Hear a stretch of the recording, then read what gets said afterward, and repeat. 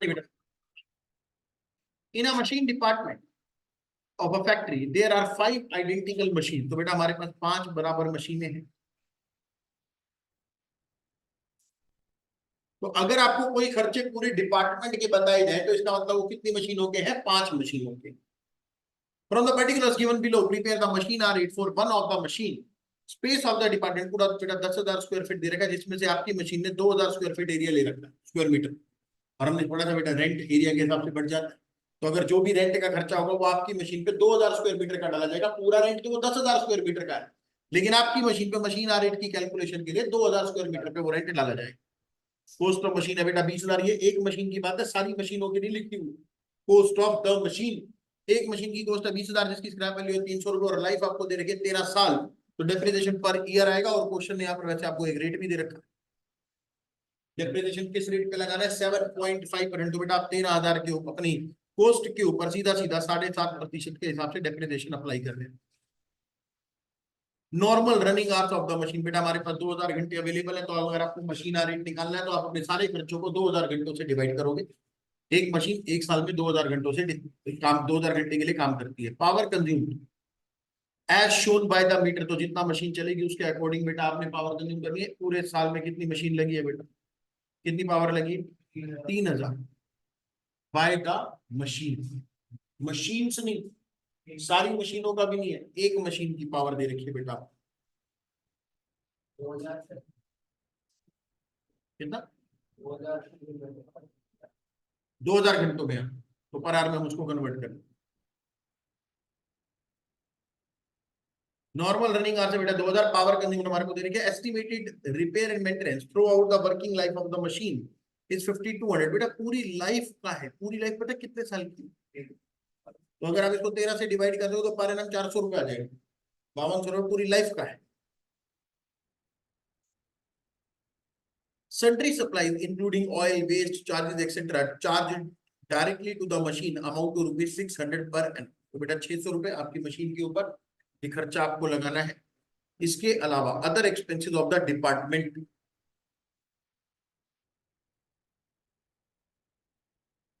तो बेटा जो खर्चे पूरे डिपार्टमेंट के, जैसे रेंट हमको पता चल गया बेटा हम एरिया के हिसाब से बांटने वाले। लाइटिंग ब्रैकेट में क्या लिखा हुआ है? To be a portion according to workers. जितने वर्कर्स होंगे उसके अकॉर्डिंग आप इस खर्चे को बांट सकते हो। सर वर्कर्स हमारे को कितने दे रखे हैं? नीचे क्वेश्चन ने बताया। सुपरविजन सर 1,250 रुपए का सुपरविजन का खर्चा। और सुपरविजन के अंदर बेटा वो कितनी मशीनों को सुपरवाइज कर रहा होगा? 5। तो अगर क्वेश्चन ने आगे खुद से कुछ नहीं बताया तो फिर हम 1/5 खर्चा अपना इस मशीन पे चार्ज कर लेंगे। अदर चार्जेस है 5,000, ये भी पूरे डिपार्टमेंट के, इसको 5 मशीन में बांट दिया जाएगा। It is ascertained that the degree of supervision required by the machine is 2/5। Total supervision का 2/5 मशीन पे है और उसमें से उसका 3/5 बेटा अदर मशीन पे है। तो टोटल सुपरविजन का 2/5 आपकी इस पर्टिकुलर मशीन पे लगेगा।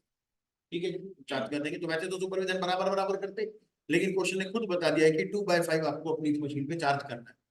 टोटल वर्कर कितने बेटा? हमारे पास 16, जिसमें से हमारी मशीन के ऊपर कितने वर्कर है? 4। जी सर क्यों चाहिए? इसके लिए sir lighting to be apportion according to the workers employed. तो बेटा पूरे जो खर्चे 400 रुपए के हैं बेटा, वो 4 टोटल 16 वर्कर है, लेकिन आपकी मशीन पे कितने वर्कर लगे हुए? 4। तो 4/16 के अकॉर्डिंग खर्चा आपके पास 4 हो जाएगा। आओ जरा मशीन आ रेट की कैलकुलेशन कर।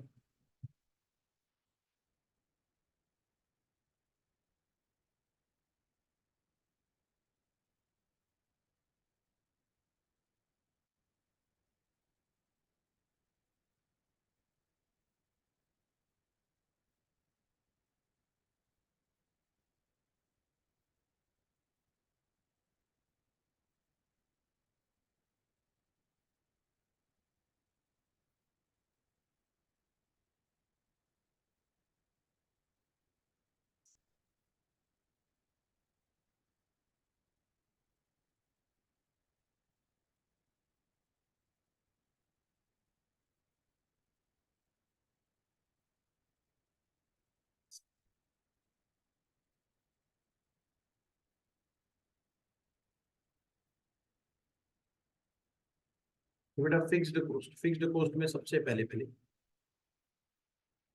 हमारे पास है बेटा रेंट।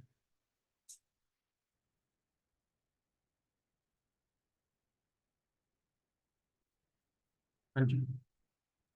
तो बेटा रेंट का खर्चा आपको दे रखा है 9,000 रुपए, जो कि 10,000 स्क्वायर मीटर के लिए, जिसमें से आपकी मशीन ने 2,000 स्क्वायर मीटर एरिया लिया हुआ। तो ये पूरे साल का खर्चा है बेटा 9,000 रुपए।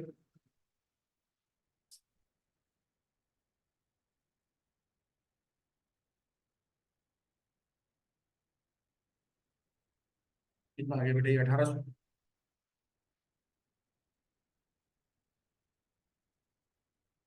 तो रेंट का खर्चा बेटा हमने रिकॉर्ड कर दिया। उसके बाद है बेटा हमारे पास लाइटिंग, सुपरविजन, अदर। पहले तो ये तीनों डालते हैं चारों। रेंट,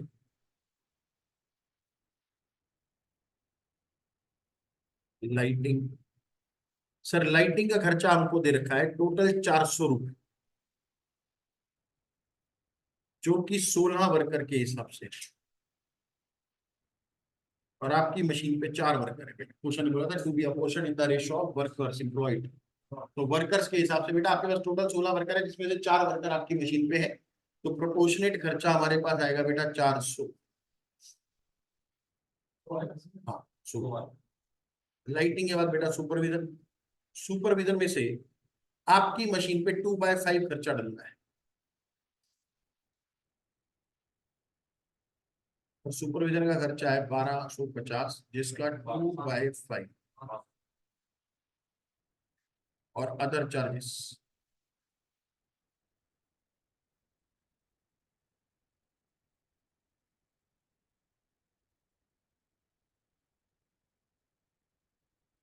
अदर चार्जेस के बारे में बेटा क्वेश्चन ने खुद से कुछ नहीं बताया, तो फिर हम मान के चलेंगे बेटा ये 5 मशीनों के लिए है, तो इसका 1/5 1,000 रुपये।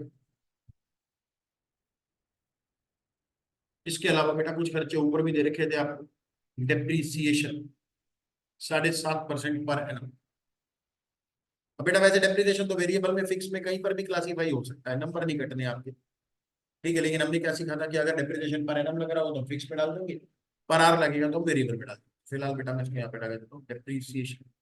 मशीन की जो कॉस्ट है बेटा वो लिखी हुई थी 20,000, जिसके ऊपर 7.5% आपको डेप्रिसिएशन लगा था।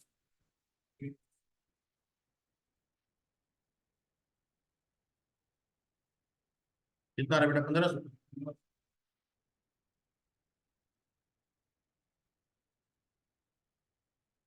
डेप्रिसिएशन के बाद बेटा पावर है, पावर तो वेरिएबल ही रहेगी। इसके अलावा रिपेयर का खर्चा है, और एक सप्लाईज इंक्लूडिंग ऑयल वेस्ट वगैरह के खर्चे। तो बेटा रिपेयर का खर्चा तो मैं, चलो वेरिएबल में ले जाते हैं सारे खर्चे। बाकी 3 खर्चे रह गए, कौन कौन से? पावर, और एक ये रिपेयर एंड मेंटेनेंस, और एक ये जो डायरेक्टली मशीन पे लगेगा सन्ड्री सप्लाईज वगैरह। आप चाहो तो रिपेयर को यहाँ पर फिक्स भी ले सकते हो, क्योंकि 13 साल में 5,200 रुपए लग रहे हैं, तो पर एनम ही खर्चा आएगा वैसे तो आपका 400। फिक्स कॉस्ट का बेटा टोटल कितना है?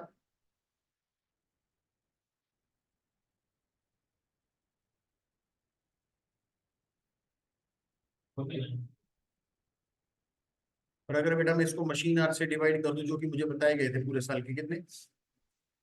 2,000।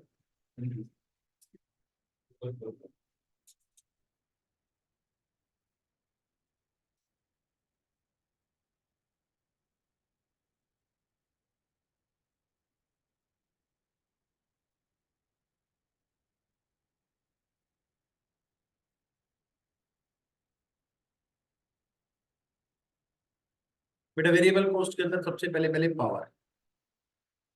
पावर आपको दे रखा जी पूरे साल का 3,000 रुपए। इसका मतलब बेटा ये 2,000 घंटों के लिए, तो 1 घंटे के लिए पावर का खर्चा हो गया 1.5 रुपए। उसके बाद है बेटा आपके पास रिपेयर। पूरी लाइफ में जो खर्चा है बेटा वो है रिपेयर एंड मेंटेनेंस का 5,200।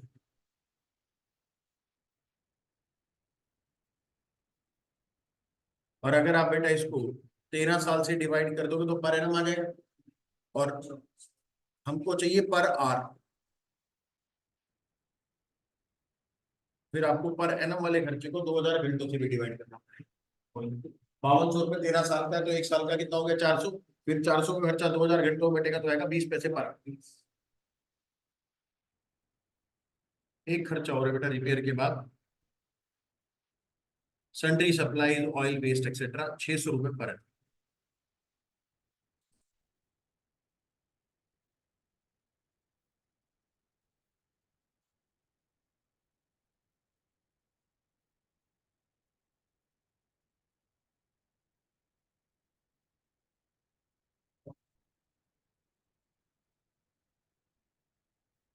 बस बेटा सारे खर्चे हो गए, कोई खर्चा नहीं बचा।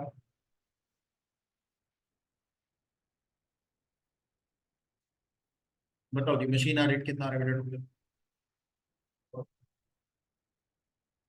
4.45।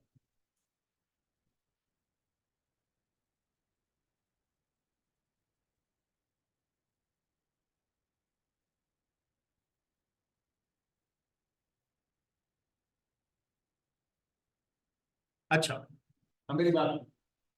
बेटा बुक में अगर आप क्लासिफिकेशन देख रहे हो, क्वेश्चन के हिसाब से मेरे को भी लग रहा था कि फिक्स स्टैंडिंग और ये वाली कर लेनी चाहिए। स्टैंडिंग चार्जेस और मशीन एक्सपेंसेस की क्लासिफिकेशन है। ठीक है, स्टैंडिंग चार्जेस वो है बेटा जिसका मशीन के चलने से कोई लेना देना नहीं है। मशीन एक्सपेंसेस वो जो मशीन के ऊपर लग रहे हैं। स्टैंडिंग चार्जेस बाकी सारे खर्चे। मशीन एक्सपेंसेस सिर्फ मशीन के, आप देखो डेप्रिसिएशन, रिपेयर, सैलरी, पावर, ये सारे सारे मशीन के खर्चे हो गए। और बाकी सारे खर्चे जो ऊपर लिखे हैं वो सारे कौन से हो गए? Other than machine. तो यहाँ पर क्लासिफिकेशन अलग तरीके से की हुई है, कहीं तो ये सोचो सर फिक्स और वेरिएबल वाली है, तो ये भी हो सकती है क्लासिफिकेशन में, कोई दिक्कत नहीं। स्टैंडिंग का मतलब वो अदर खर्चे जो मशीन से रिलेटेड नहीं है, और दूसरा पार्ट क्या लिखा हुआ? मशीन एक्सपेंस, जो भी खर्चे मशीन से रिलेटेड। मशीन का डेप्रिसिएशन, मशीन का रिपेयर, मशीन का इंश्योरेंस, मशीन का सुपरविजन, जो भी खर्चे मशीन के।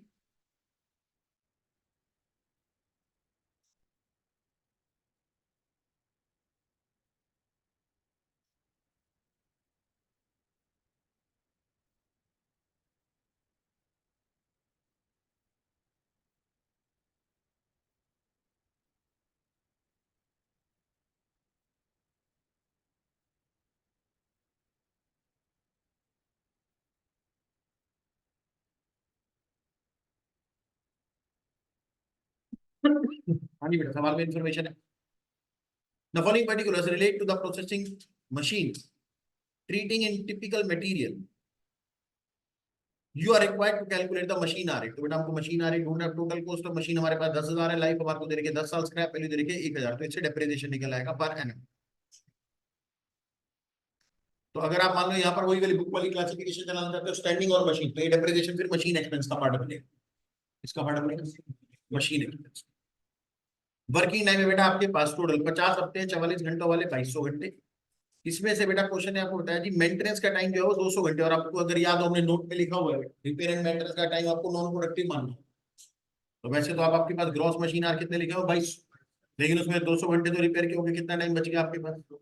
2,000। अब 2,000 में से क्या लिखा हुआ है?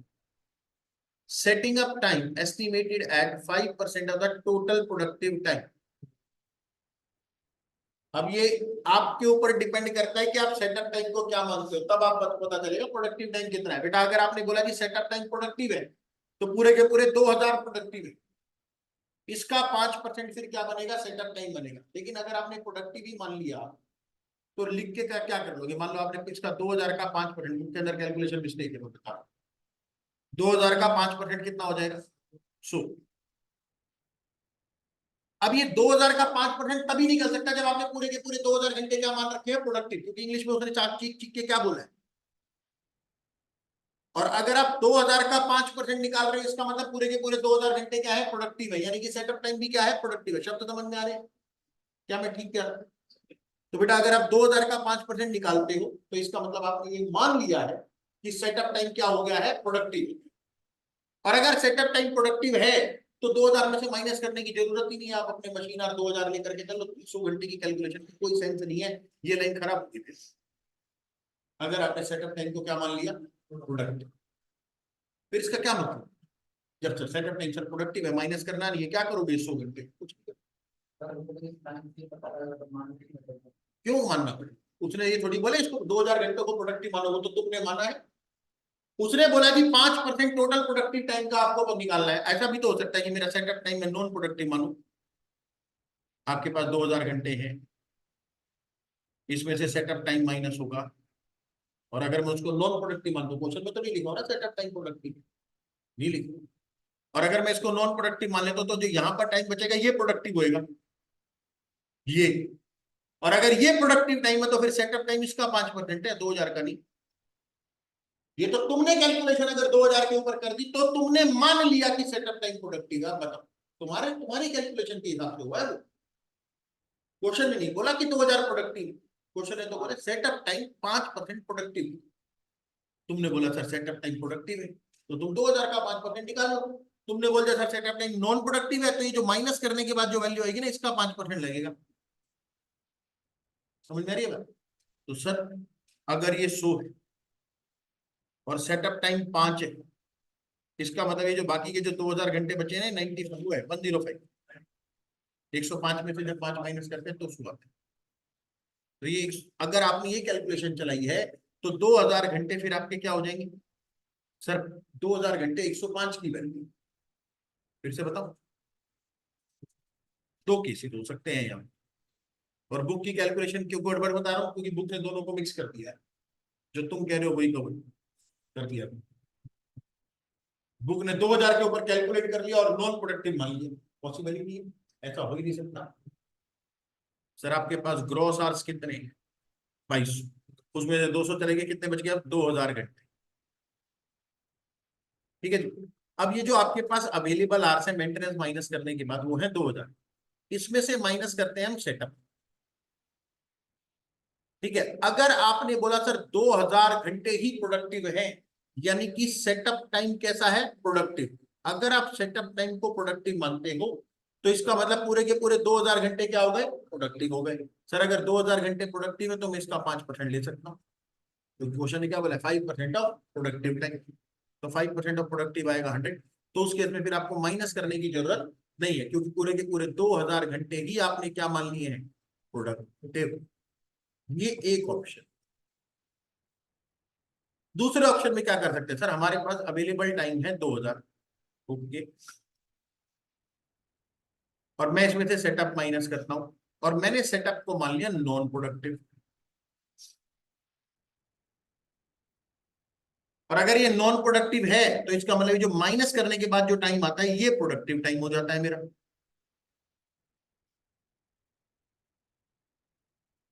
और अगर ये प्रोडक्टिव है तो 5% सेटअप किसके ऊपर लगेगा? 5% किसके ऊपर लगाना है? प्रोडक्टिव। अगर आपने सेटअप को नॉन प्रोडक्टिव मानना है, माइनस करना है, तो आपको बेटा कैलकुलेशन ऐसे चलानी पड़ेगी। ऐसे नहीं कर सकते सर 2000 में 5% निकाल दिया और बोल दिया नॉन प्रोडक्टिव। 2000 में 5% निकाल दिया तो नॉन प्रोडक्टिव मान लिया। फिर आपने कितना कितने घंटे बच गए आपके यहाँ प्रोडक्टिव? 1900। तो 1900 का 5% शो थोड़ी होता। समझ में आ रही है बात में क्या कह रहा हूँ? ओके, समझ में आ गई तो अच्छी बात है। बुक में गड़बड़ कर रहे हैं। बुक में 2000 के ऊपर ही 5% निकाला हुआ और उसको नॉन प्रोडक्टिव माना। बोले तो कैसे हो जाएगा? 2000 प्रोडक्टिव है ही नहीं जब, तो उसके और 5% कैसे निकल जाएगा सेटअप टाइम? पेपर के अंदर मेरे को कौन सी करने आएगा? ये तभी होगा जब मैं इंग्लिश को ध्यान से पढ़ूंगा। तो अब 5% इसके ऊपर कैलकुलेट होगा। सर अगर इस पे 5% कैलकुलेट होता है तो कैसे कैलकुलेशन चलाएंगे? मान लो बेटा आपके पास प्रोडक्टिव टाइम 100 है। इसका 5% कितना हो गया? 5। सेटअप टाइम 5 माइनस कर देंगे तो आपके पास प्रोडक्टिव टाइम आता है। इसका मतलब अवेलेबल कितना रहा होगा? 105। तो ये जो 2000 है ना, ये 105 की वैल्यू। तो इस केस में आपके पास जो सेटअप की वैल्यू आएगी वो 5 की वैल्यू होनी चाहिए। 5 की। सर अगर 105 की वैल्यू इतनी तो 5 की वैल्यू कितनी? 2000 डिवाइडेड बाई 105 मल्टीप्लाई बाय 5।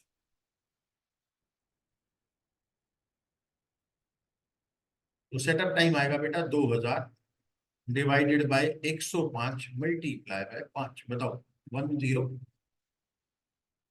या फिर 90 कुछ? 95 पूरा नहीं आएगा मेरे भाई। हाँ वो फ्रैक्शन में रहना तो उसको 95.23 आर। फिर ये आपके सेटअप टाइम। अब दोनों में से एक कैलकुलेशन चल सकती है। अगर आपने सेटअप टाइम प्रोडक्टिव माना है तो बेटा 100 घंटे सेटअप टाइम के, लेकिन फिर माइनस नहीं कर पाओगे। और अगर आपने बोल दिया सेटअप टाइम नॉन प्रोडक्टिव है तो फिर आप 2000 पे नहीं कैलकुलेट कर सकते, आपको प्रोडक्टिव पे कैलकुलेट करना पड़ेगा। फिर वो आएगा 95.23। तो 2000 में से 95.23 अगर आपके नॉन वो सेटअप टाइम है और नॉन प्रोडक्टिव है तो प्रोडक्टिव टाइम बचेगा 1904.77। समझ में आई बात? तो जब आप उस सवाल के अंदर मशीन आ रेट निकालोगे तो अब डिसाइड कर लो कि क्या मानना है। मैं बेटा सेटअप टाइम को नॉन प्रोडक्टिव ही मान रहा हूँ, लेकिन नॉन प्रोडक्टिव वाला अगर मैं मानता हूँ तो मैं ये वाली कैलकुलेशन चलाऊंगा, ये वाली नहीं। ठीक है, यानी कि मेरे पास अगर सेटअप टाइम 95.23 है,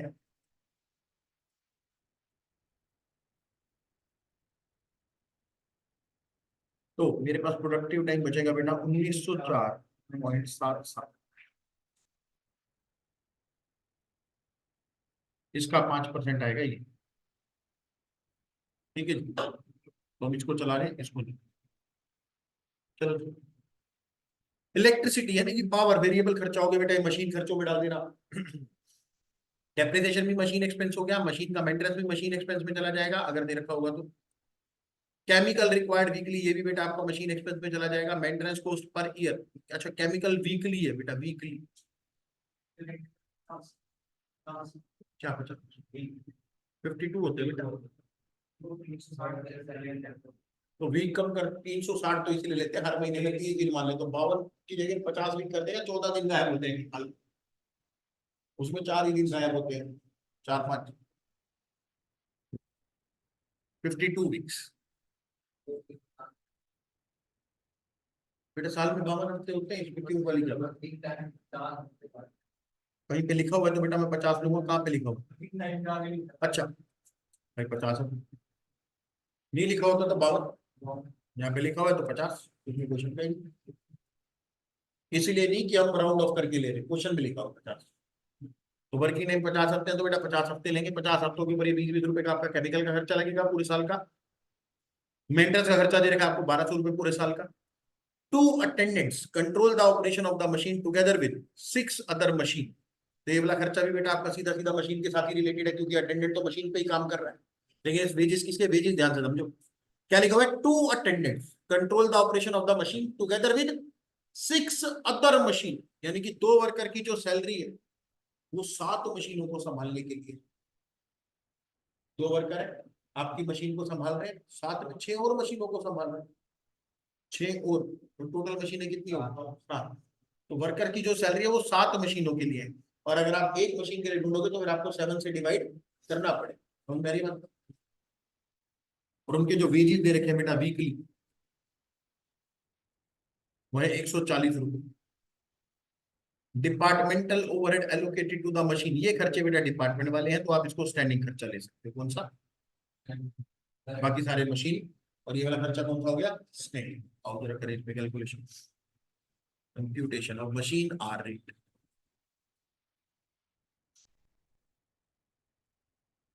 बेटा फिक्स वेरिएबल वाला चलाना है या स्टैंडिंग और मशीन वाला चलाए जो ग्रुप में?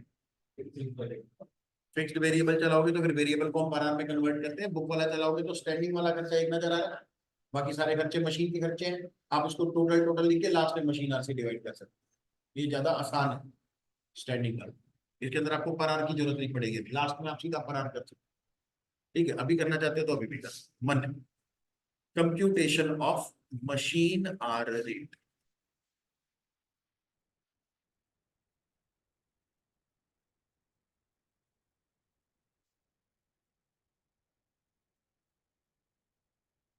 बेटा अगर आप पर आर का कॉलम बनाते हो तो आप मशीन के खर्चों को पर आर में साथ साथ कन्वर्ट कर सकते हो, नहीं तो आप सीधा टोटल में लिख सकते हो, कोई दिक्कत वाली बात नहीं, दोनों ऑप्शन अवेलेबल है, जैसे ठीक लगे वैसे कर लेना। तो पहले बेटा हम खर्चों को लिख लेते, एक कॉलम यहाँ पे टोटल का, एक पर आर।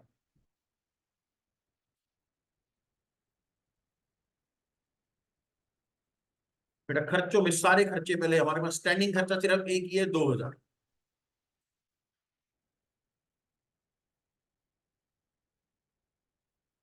जिसका मशीन से कोई लेना देना नहीं है। बेटा ये खर्चे हमारे को दे रखे थे पूरे साल के, डिपार्टमेंटल ओवरहेड, यही पे लिखे।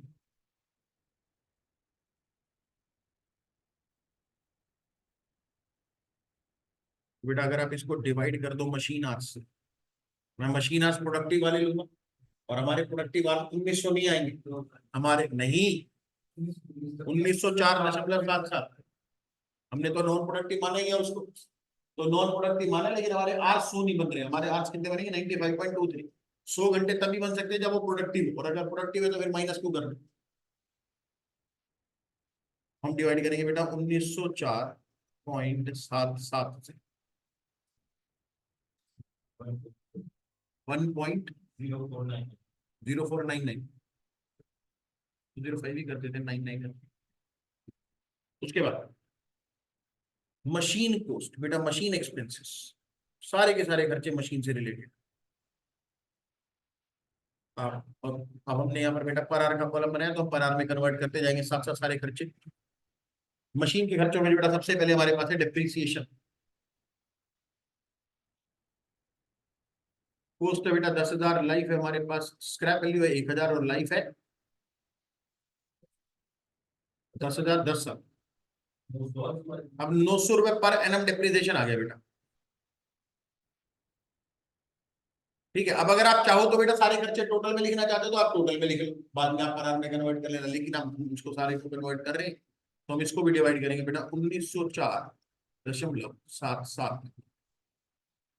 डिप्रिसिएशन के बाद बेटा हमारे पास अगला खर्चा है, तो वैसे भी लिख लेंगे मशीन की मेंटेनेंस। पहले हमारे पास है पावर। 16 यूनिट बेटा 1 घंटे में बिजली की लगती है 10 पैसे के हिसाब से।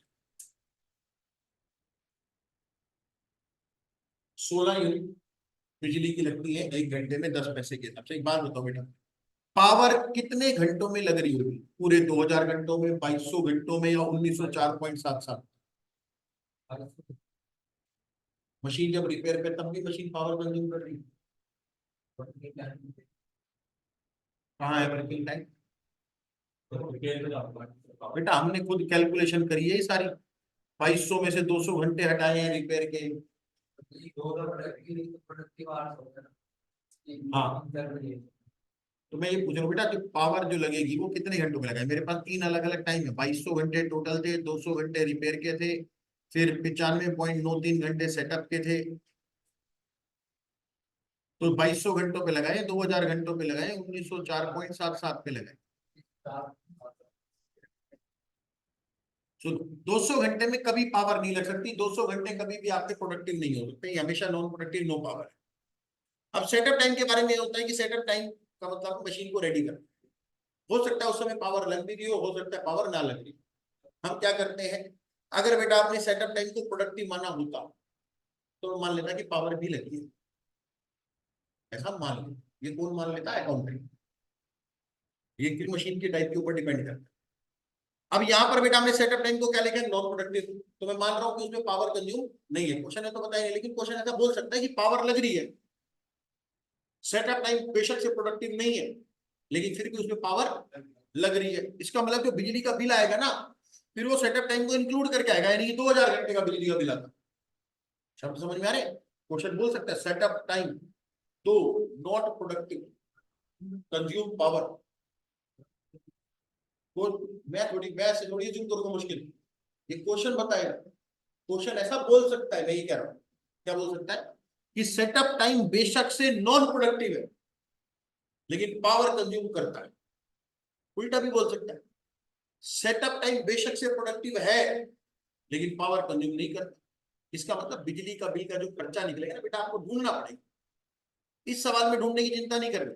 क्यों? क्योंकि हमने क्या मान लिया, सर काम भी नहीं हुआ, प्रोडक्टिव भी नहीं है, कोई चिंता ही नहीं, हम तो सीधा 1904.77 के हिसाब से करें।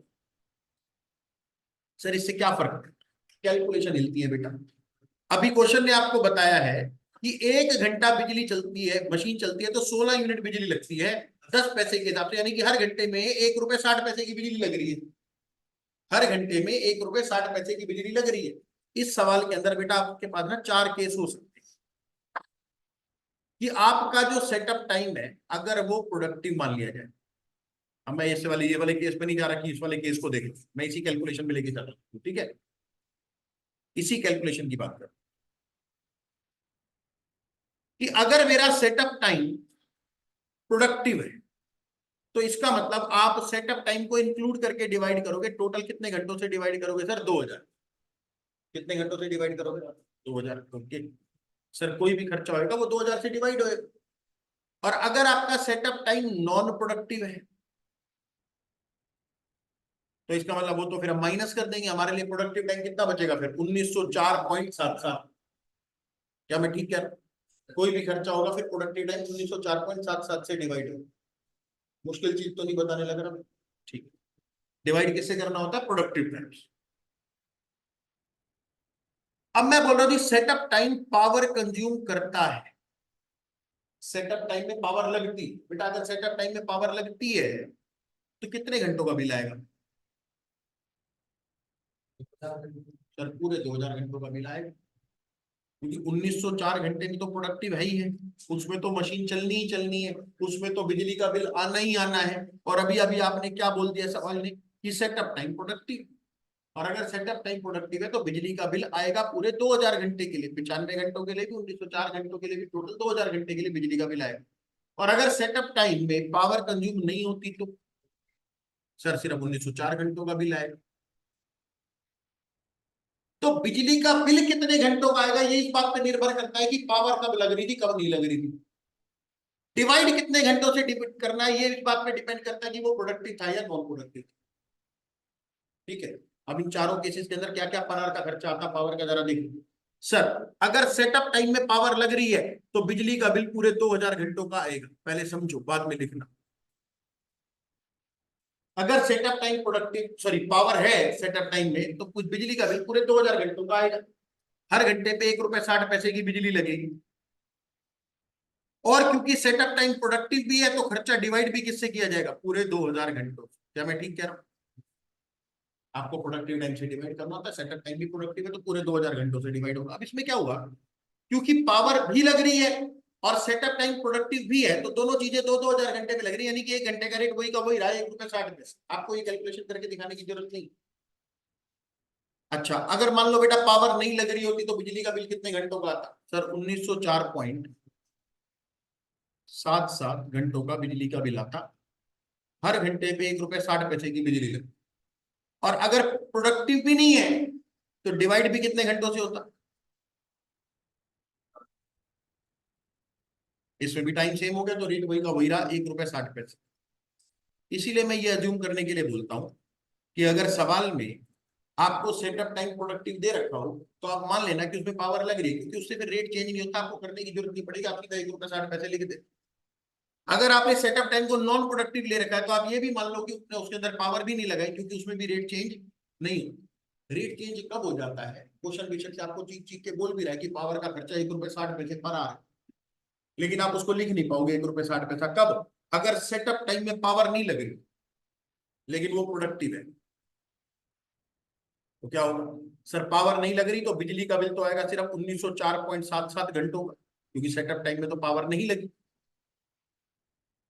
क्या मैंने ठीक लिखा है?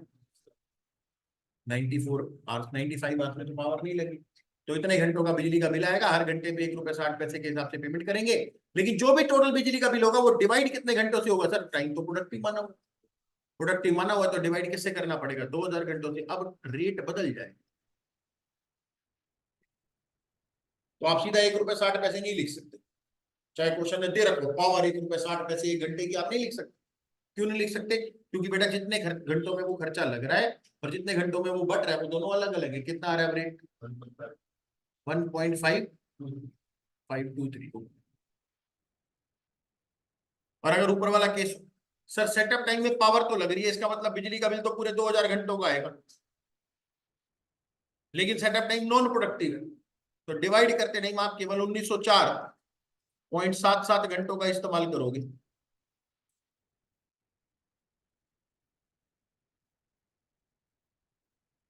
कितना आ रहा है?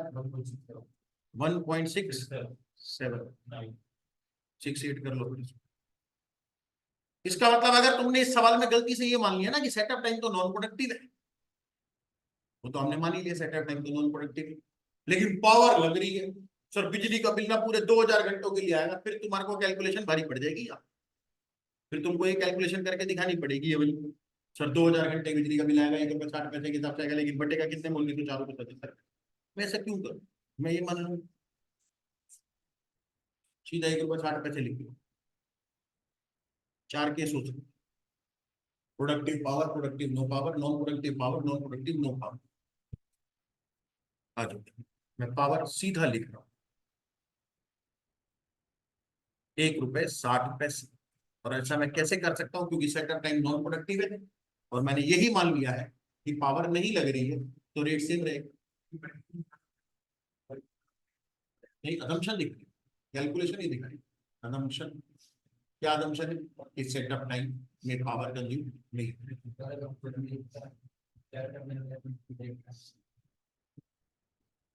बेटा उसके पास सॉल्यूशन होएगा, जो वो मैच करेगा। और सॉल्यूशन के अंदर अजम्पशन लेनी पड़ेगी, बिना अजम्पशन के सवाल हो ही नहीं सकता। तेरे स्टडी मेटेरियल के अंदर भी अगर आंसर लिखा हो तो अजम्पशन तो उसमें भी लिखी होगी।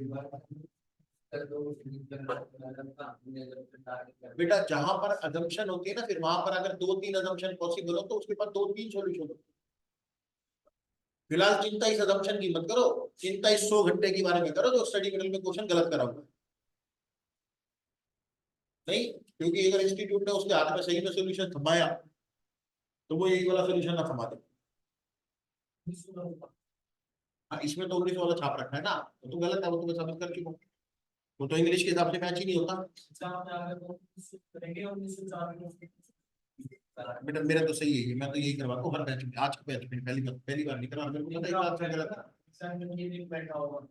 अगर वो लेके बैठा होगा हाँ तो फिर वो काटा मार सकता है, मैं गारंटी नहीं दे सकता इस बात। लेकिन मैं यहाँ पे तुम्हारे को गलत ही थोड़ी दिखाऊंगा।